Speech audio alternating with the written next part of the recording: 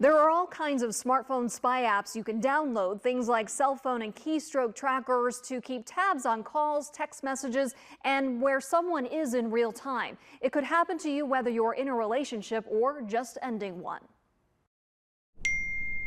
Innovative or intrusive digital spy tools. Some are free or fairly inexpensive. The outcome may be harmful. It's really hard. I couldn't imagine with what happened to me happening now when there's smartphones. Anonymous texts trigger Deanna's anxiety.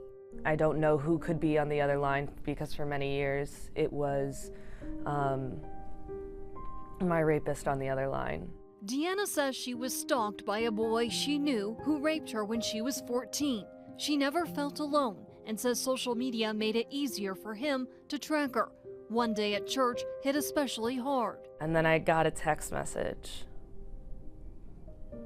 about the outfit that I was wearing, and it was a disgusting text message.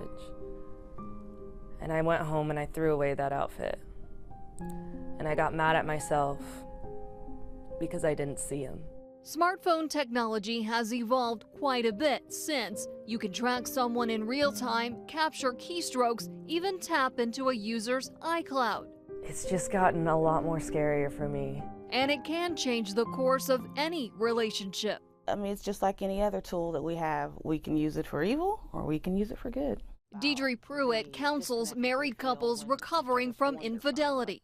If they are looking to try to work after an infidelity, then a lot of times they'll agree to put on a tracking device so that they can kind of prove that they're doing what they say they're going to do. Pruitt says it works for some couples, but warns about ramifications like resentment. Jay Babbitt recommends resisting the temptation. He's a divorce attorney. Adultery gives you the right to get a divorce. It doesn't get you any more money, doesn't get you any more property settlement or child support or spousal support. Babbitt says tracking devices can be as simple as something he has on his keychain. My wife, for instance, knows that I have this on my device.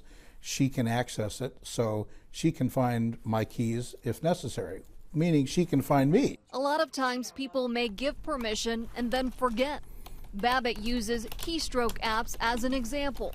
You know, love is blind, and you know, if they've been accused of sending emails to inappropriately and it's been raised in their marriage, I can see and have seen the spouse say, listen, you can, check my email. Babbitt says you cross the line when permission isn't granted. That's probably a violation of both federal and state wiretapping laws. That's a real bad thing. And could lead to a violation of state stalking laws. So my advice to my clients is never do it. Deanna mentors young girls about relationships and setting boundaries. I think it's all about control and manipulation and wanting to know what someone is doing 24/7 is obsession. It's not love. In her experience, knowledge is power. So knowing what's out there is half her battle. I don't want to be afraid. I think that courage is fear that said its prayers. I learned that from someone. And I can still be afraid, but I can do things differently.